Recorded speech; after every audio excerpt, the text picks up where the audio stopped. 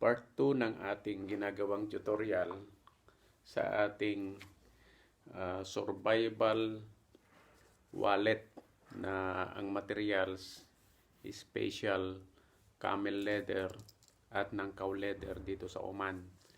So, ang ipapakita ko sa inyo, kasi nung part 1 natin, actually ito na yung ating part 2, yung part 1 natin, pinakita ko sa inyo kung paano ginawa ito.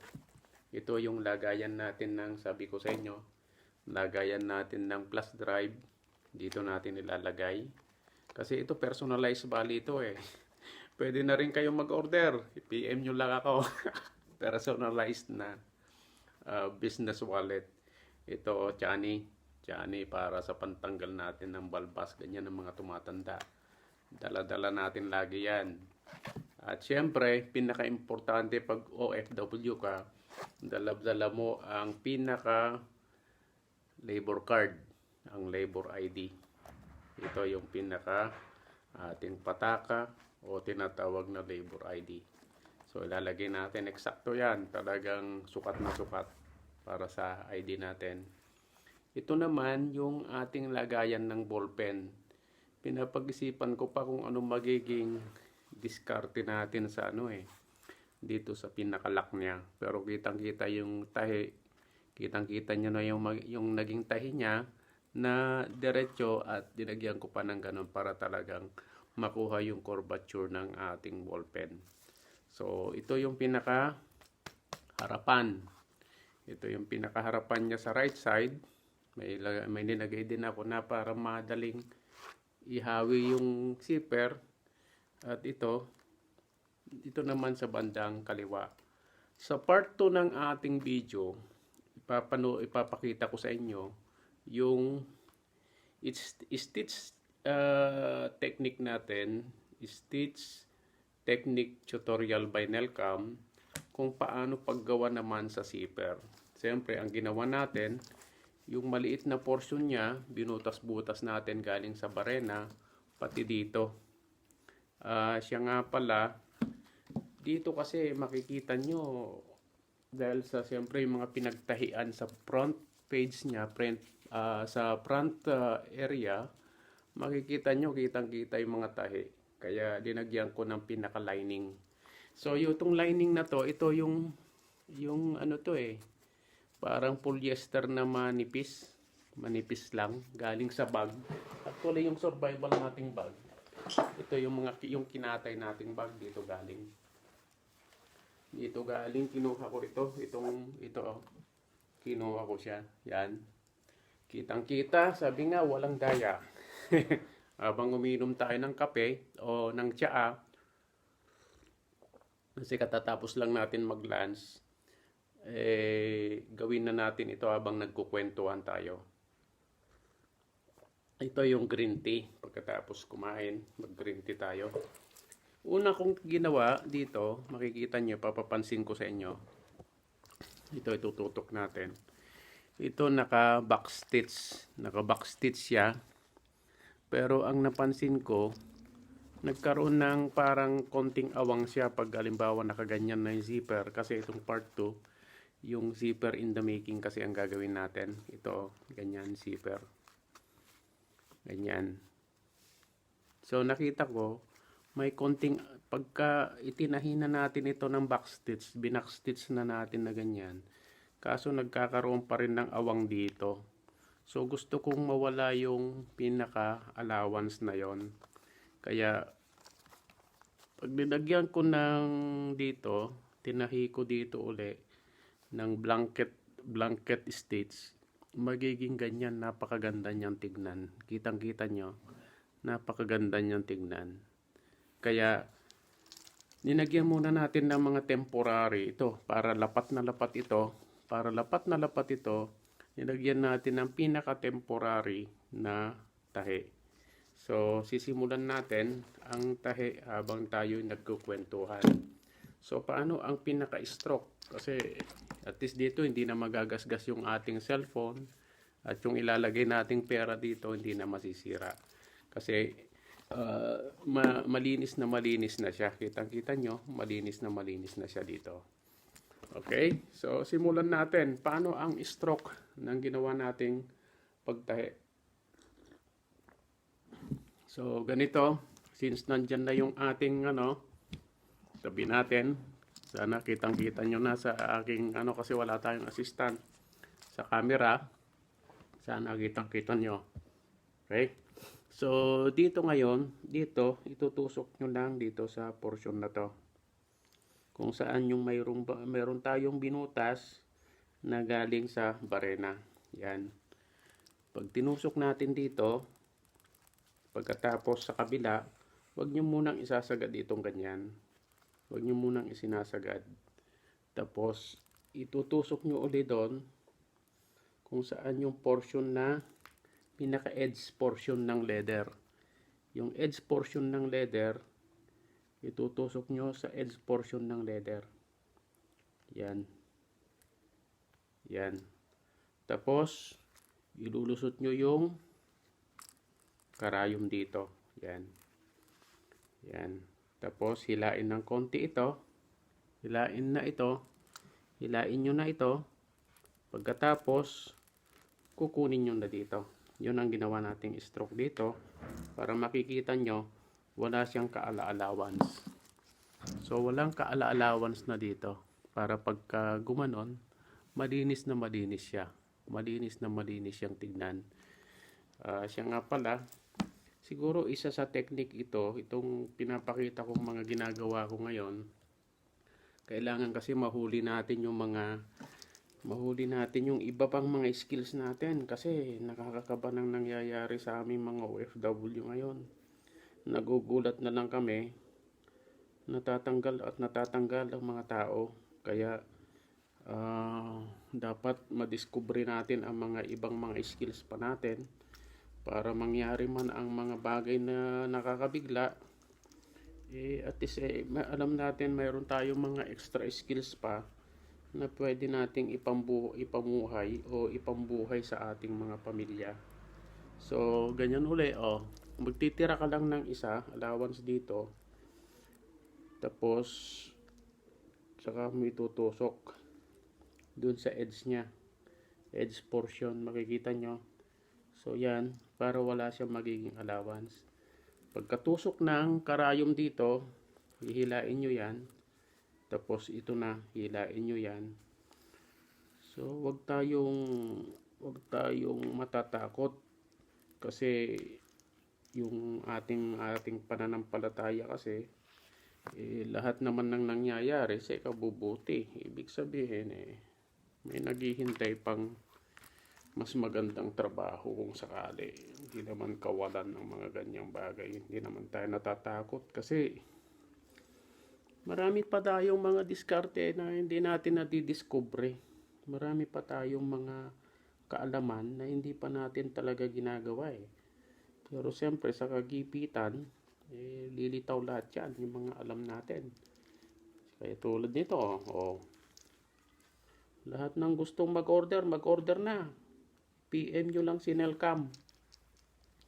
So sabihin nyo lang kung mayroon pa kayong gustong ipadagdag sa mga ginawa ko, at gagawin natin yan ng paraan. Okay? So nadoble yung part na yon. Anyway, okay lang naman madoble. Minsan nadodoble pero okay lang, pampatibay na lang din sa kanya. Okay, pampatibay na lang yan. Yan. Tapos hilain lang natin ito. Hilain lang natin. So, hila sa kabila. Hilain lang natin. Yan. So, actually, sinusubukan kong tinatahi tinatahi ko muna sa papel. Actually, mayroon akong papel dito Sinusubukan ko munang itahi. Halimbawa ito, papakita ko sa inyo. Paano ang gagawin natin pagdating dito sa side? Ito sa side, yung pinaka-pinali. Yung pinaka-pinali dito sa side, ano ang gagawin nating tahi? So, siyempre, sinasampulan ko nga pala dito sa papel. Ganyan, Pagka tinahi kong pa ganyan, kailangan na makita rito sa side na to, ganyan. Ganyan na makikita sa side na to. At maging sa kabila niya, ganyan pa rin dapat. So, equal lang. Pag ganyan ang nakita dyan sa side na yan, dapat ganyan din sa kabila. Yan ang gagawin natin dito sa pinaka-side niya. Okay? So, ito kasing part 2, concentrate muna tayo sa ating ginagawang zipper. Yan. So, makikita nyo, wala na siyang awang. Wala nang awang o wala nang allowance. Ganyan. So, actually, lalo akong excited. Lalo akong natutuwa kasi tuwan-tuwa ako dito sa ginagawa ko ngayon. Noong una, parang parang sabi ko, parang wasting of time. Parang sayang lang atang panahon. Yun nga lang yung isang error na pagkakamali ko. Bakit sinulatan ko ito ng red na ballpen? Yung pinaka-guide na ginawa ko. Sinulatan ko ng red. Problema ko tuloy anong pambubura natin. Ito na rin ang maitatawag natin na remembrance na rin natin dito sa Oman. So naging remembrance na ito sa Oman kasi ito gagamitin ko siyempre sa Pilipinas na ito. Gagamitin ko ito sa araw-araw na buhay na pakikipagsabayan natin o pakikipagsapalaran uli pagkatapos ng OFW natin kung sakali na mapasama tayo sa mga matatanggal kasi masyadong nakakatakot ang nangyayari. O yan hila lang na ganon. Nakakatakot pero alam nyo sa mga kapwa ko OFW, ito yung magandang pangalis ng kaba at takot at saka yung pressure, stress. Ito ang mai-recommend ako. May sasuggest ko na pinaka stress reliever, pang-alis sa takot at kaba. Itong ginagawa natin. So hanapin mo lang yung butas kung nasaan siya. Yan. Actually, tuwan-tuwa ako ngayon dahil nakikita ko na yung resulta. Hindi katulad nung sinisimulan ko pa. Nung sinisimulan ko pa talaga wala. Parang bigo. At least na-appreciate ko ngayon kung gaano ang hirap din pala ng ginagawa ng mga gumagawa ng ganito.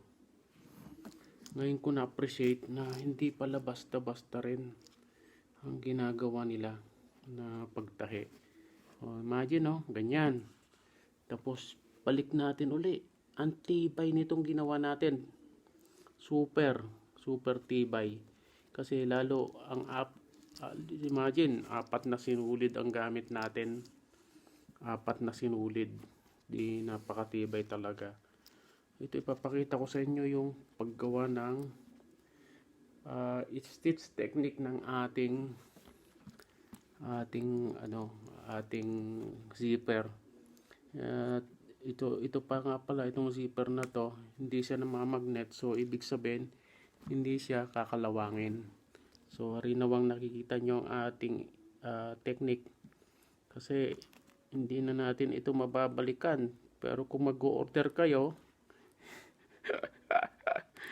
babalikan natin, pero ang nakikita ko pwede rin natin pasukin itong negosyo na to kasi nga at least sabi nga pag pinasok mo ang isang negosyo, kailangan alam mo kung paano ito gawin para alam mo kung paano ito patakbuhin o paano mamaniobra at hindi ka lolokohin, hindi ka maloloko. So sa nakikita ko, kaya na natin ito. Kaya na natin kasi computed ko na yung alam ko na kung magkano ginastos. Magkano ang gastos ko dito sa ginawa ko. So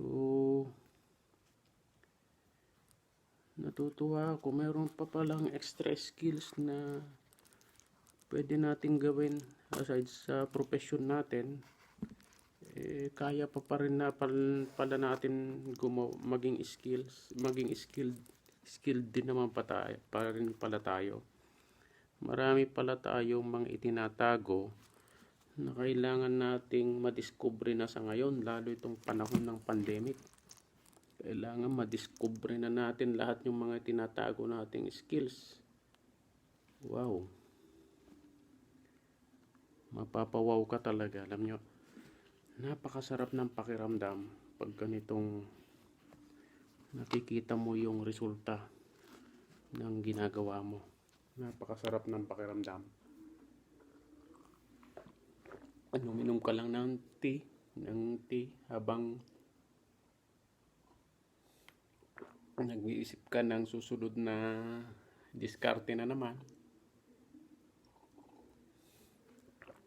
Yan, ang libangan natin dito sa abroad. Dati, bisikleta. Aside sa ating trabaho, yan, nagbibisikleta tayo. Minsan, kailangan madiscover pa natin yung ibang mga talent natin. O, kitang-kita na yun na resulta. Yan, zipper.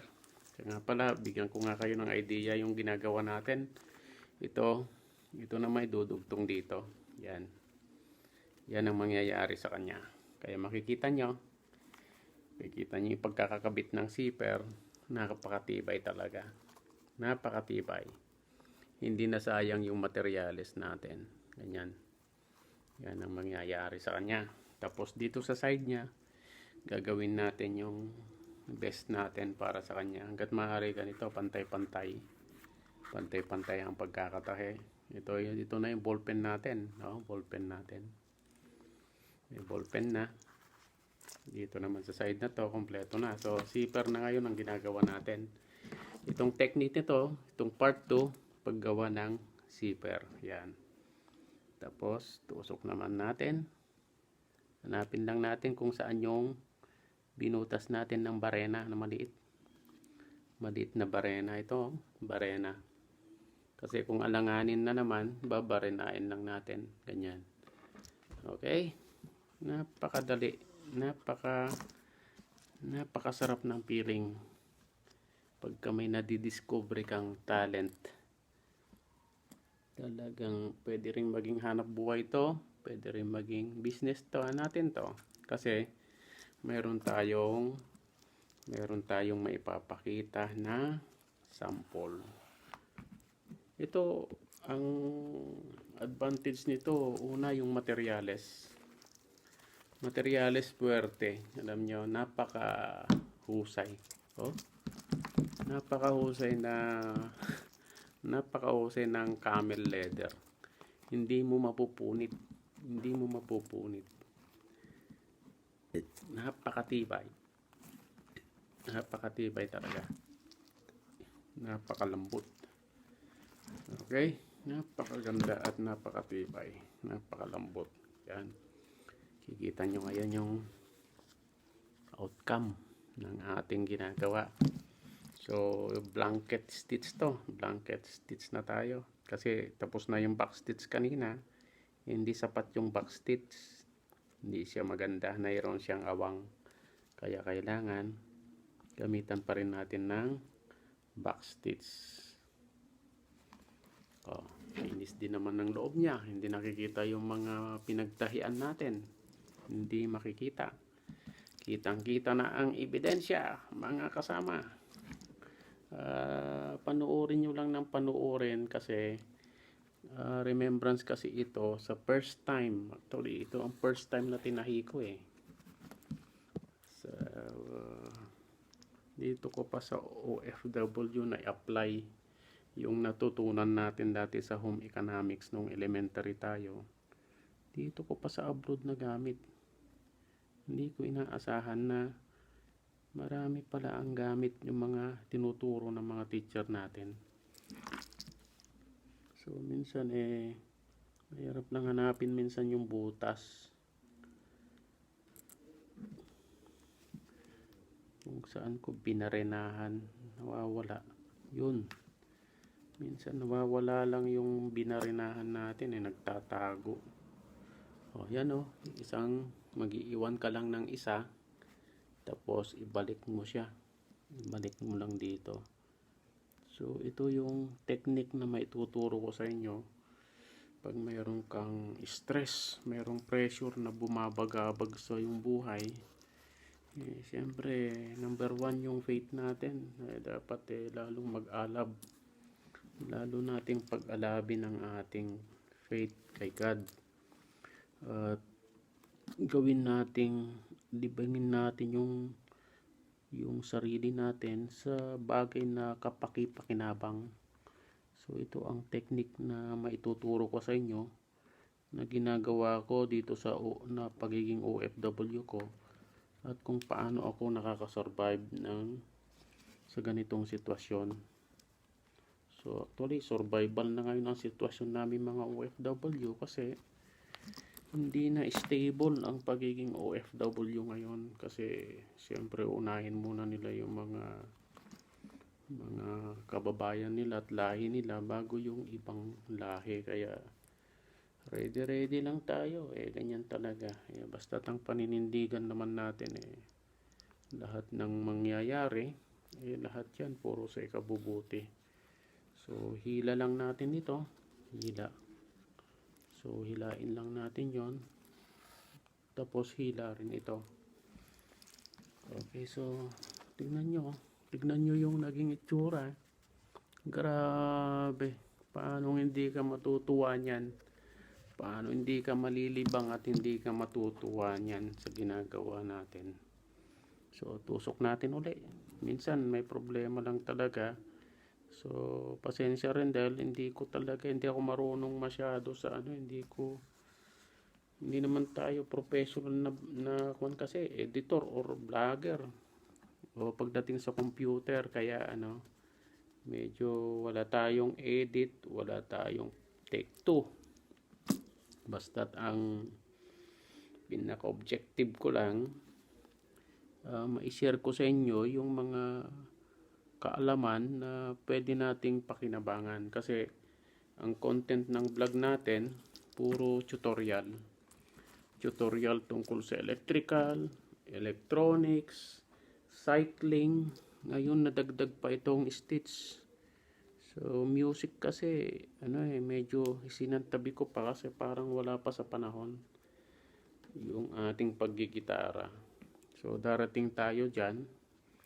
Pero ngayon kasi ang number one na gusto kong makuha ngayon, yung remembrance dito sa Oman, na hindi ko siya makukuha sa Pinas, na wala sa Pilipinas. Yung wala sa Pilipinas, yun ang gusto ko dito sa Oman.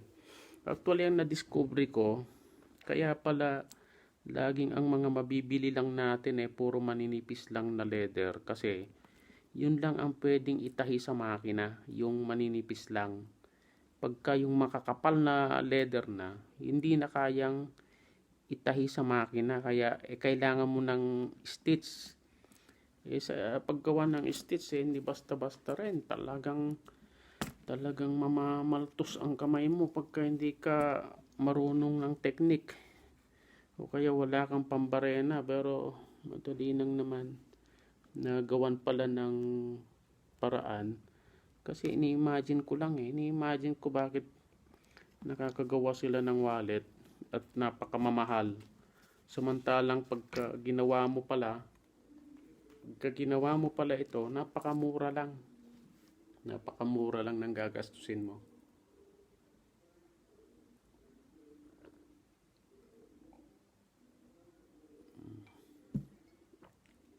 Inom lang tayo ng chai. Ayos talaga maganda talaga ang laban. Tapos konting magpahinga ka ng konti. Laging dapat may sanitizer ka rin, para kung halimbawang hawak ka ngangati ang ilong, sanitizer tayo. Yan, ayos talaga, panalo talaga. Makikita nyo yung resulta. Papakita ko sa inyo yung resulta ng tahe dito sa kabila. Mayroong back stitch dito naman kabila. Yan yung combination na ng back stitch at